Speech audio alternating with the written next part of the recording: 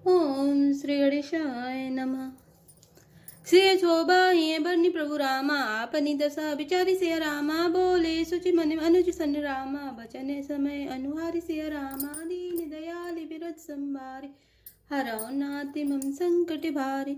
अर्थात इस प्रकार हृदय में सीता जी की शोभा का वर्णन करके और अपनी दशा को विचार कर प्रभु श्री रामचंद्र जी पवित्र मन से अपने छोटे भाई लक्ष्मण से समय अनुकूल वचन बोले।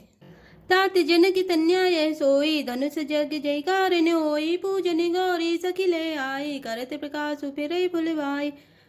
अर्थात हे तात यह वही जनक जी की कन्या है जिसके लिए धनुष यज्ञ हो रहा है। सखियां इसे गौरी पूजन के लिए ले आई हैं। यह फुलवाड़ी में प्रकाश करती हुई फिर रही हैं। जहाँ से बिलो की अलौकिक शोभा सहज पुनीत मोर मनु शोभा सो सब कारण जान विधाता पर कहीं सुबते अंग सुनु भ्राता। अर्थात जिसकी अलौकिक सुंदरता देखकर स्वभाव से ही पवित्र मेरा मन क्षुब्ध हो गया है, वह सब कारण अथवा उसका सब कारण तो विधाता जाने, किंतु हे भाई सुनो, मेरे मंगलदायक दाहिने अंग फड़क रहे हैं। रघुवंशी कर सहज सुभाओ मनुकु पंत पगु धरे न काओ मोहयति सह प्रतिति मन केरी जही सपने ऊपर नारी न हेरी। अर्थात रघुवंशियों का यह सहज जन्मगत स्वभाव है कि उनका मन कभी कुमार्ग पर पैर नहीं रखता। मुझे तो अपने मन का अत्यंत ही विश्वास है कि जिसने जगत की कौन कहे स्वप्न में भी पराई स्त्री पर दृष्टि नहीं डाली है।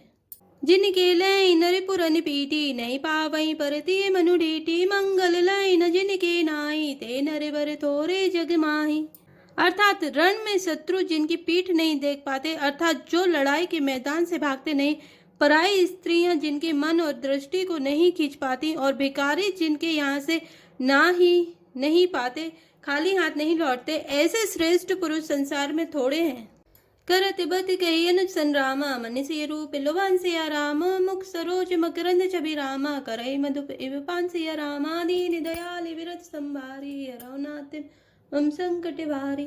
अर्थात यूं श्री राम जी छोटे भाई से बातें कर रहे हैं, पर मन सीता जी के रूप में लुभाया हुआ उनकी मुख रूपी कमल के छवि रूप मकरंद रस को भौरे की तरह पी रहा है। चितवती चकित चहु दिस सीता कह गए नृप किशोरी मनु चिंता जय बिलो की मृग सावक नैनी चहु तय बरिस कमल सित श्रेणी। अर्थात सीता जी चकित होकर चारों ओर देख रही हैं। मन इस बात की चिंता कर रहा है कि राजकुमार कहाँ चले गए। बाल मृग नैनी मृग के छोने की सी आंख वाली सीता जी जहाँ दृष्टि डालती हैं, वहाँ मानो श्वेत कमलों की कतार बरस जाती है। लता ओट तब सखी निलखाए श्यामल गौर किशोर सुहाए देखी रूप लोचन ललचाने हर से जनु निज निधि पहचाने। अर्थात तब सखियों ने लता की ओट में सुंदर श्याम और गौर कुमारों को दिखलाया। उनके रूप को देखकर नेत्र ललचा उठे। वे ऐसे प्रसन्न हुए मानो उन्होंने अपना खजाना पहचान लिया। थके नयन रघुपति छवि देखे पल कहूँ परिहरी निमेषे अधिक स्नेह दे भव भोरी सरत ससी जनुचित बिचकोरी। अर्थात श्री रघुनाथ जी की छवि देखकर नेत्र थकित निश्चल हो गए, पलकों ने भी गिरना छोड़ दिया। अधिक स्नेह के कारण शरीर बेहल बेकाबू हो गया, मानो शरद ऋतु के चंद्रमा को चकोरी बेसुध हुई देख रही हो।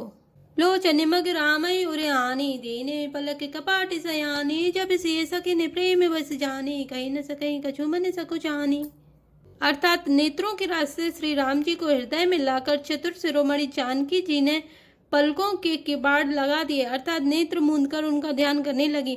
जब सखियों ने सीता जी को प्रेम के बस जाना, तब वे मन में सकुचा गई, कुछ कह नहीं सकती थीं। लता भवन ते प्रकट भिरामा ते अवसर दो भाई सिया रामा निक से जनु जुग बिमल विदु रामा जलते पटल बिल गई सिया रामा दीन दयाल विरत संभारे हरौ नाथ मम संकट भारी। अर्थात उसी समय दोनों भाई लता मंडप कुंज में से प्रकट हुए, मानो दो निर्मल चंद्रमा बादलों के पर्दे को हटाकर निकले हों। शोभासी विशुभग दो वीरा नील पीत जल जावे शरीरा मोर पंख सिर सोहत नीके गुच्छ बीच बीच कुसुम कली के। अर्थात दोनों सुंदर भाई शोभा की सीमा है। उनके शरीर की आभा नीले और पीले कमल की सी है, सिर पर सुंदर मोरपंख सुशोभित है, उनके बीच बीच में फूलों की कलियों के गुच्छे लगे हैं। बाली तिलक श्रमबिंदु सुआए श्रवण सुभग भूषण छवि छाए बिकट प्रगुटि कच घूंघर वारे नव सरोज लोचन रतनारे। अर्थात माथे पर तिलक और पसीने की बूंदें शोभायमान है, कानों में सुंदर भूषणों की छवि छाई है, टेढ़ी भौहें और घुंघराले बाल हैं, नए लाल कमल के समान रत्नारे लाल नेत्र हैं। चारु चिबुक नासिका कपोला, हास्य बिलास लेते मनु मोला, मुख छवि कहीं न जाय मोहि पाई, जो बिलो की बहु का मिला जाए। अर्थात ठोड़ी, नाक और गाल बड़े सुंदर हैं और हंसी की शोभा मन को मोल लिए लेती है। मुख की छवि तो मुझसे कही ही नहीं जाती, जिसे देखकर बहुत से कामदेव लजा जाते हैं। उर मणिमालिकंबु कलगीवा, कामे कलब कर भुज बल सीबा, सुमन समेत बामी कर दोना, सांबर कुंवर सखी सुठी लोना।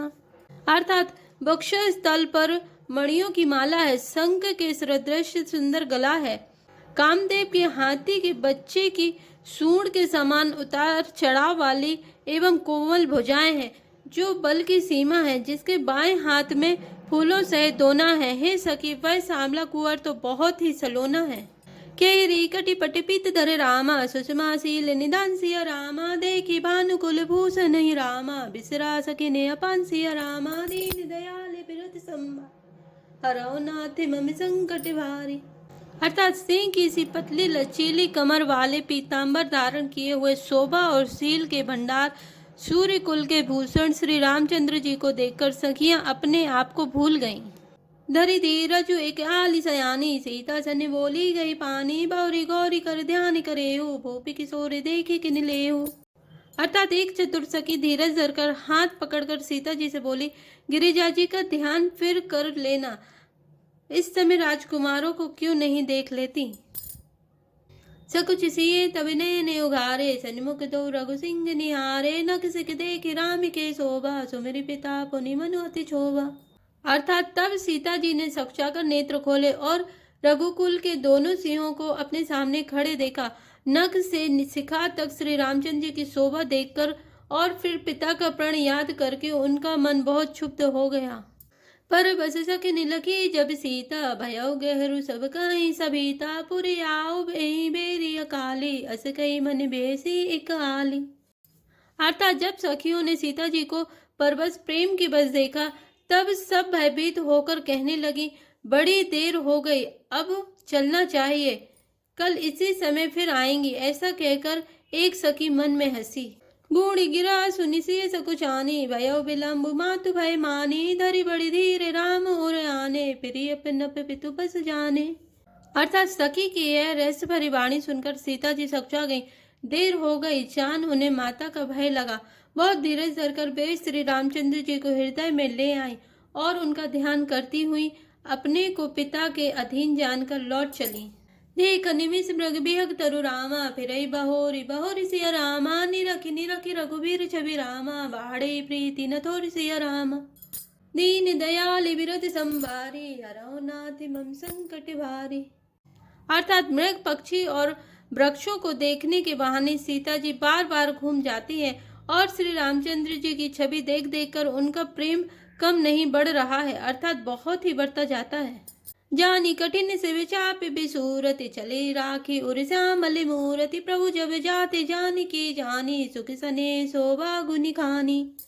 अर्थात शिव जी के धनुष को कठोर जानकर वे विसूरती मन में विलाप करती हुई हृदय में श्री रामचंद्र जी की सामली मूर्ति को रखकर चली। शिव जी के धनुष की कठोरता का स्मरण आने से उन्हें चिंता होती थी कि ये सुकुमार रघुनाथ जी उसे कैसे तोड़ेंगे। पिता के प्रण की स्मृति से उनके हृदय में क्षोभ था, इसलिए मन में विलाप करने लगी। प्रेम बस ऐश्वर्य की विस्मृति हो जाने से ही ऐसा हुआ। फिर भगवान के बल का स्मरण आते ही वे हर्षित हो गईं और सांवली छवि को हृदय में धारण करके चलीं। प्रभु श्री राम जी ने जब सुख स्नेह शोभा और गुणों की खान श्री जानकी जी को जाती हुई जाना, परम प्रेम मय मृदुमयी कीनी, चारु चित भीति लिखि लीनी, गई भवानी भवन बहोरी, बंदी चरण बोली कर जोरी। अर्थात तब परम प्रेम की कोमल स्याही बनाकर उनके स्वरूप को अपने सुंदर चित्र रूपी भित्ति पर चित्रित कर लिया। सीता जी पुनः भवानी जी के मंदिर में गईं और उनके चरणों की वंदना करके हाथ जोड़कर बोली, जय जय गिरिवर राज किशोरे, जय महेश मुख चंद चकोरे, जय गज बदन सड़ानन माता, जगत जननी दामिनी दुति गाता।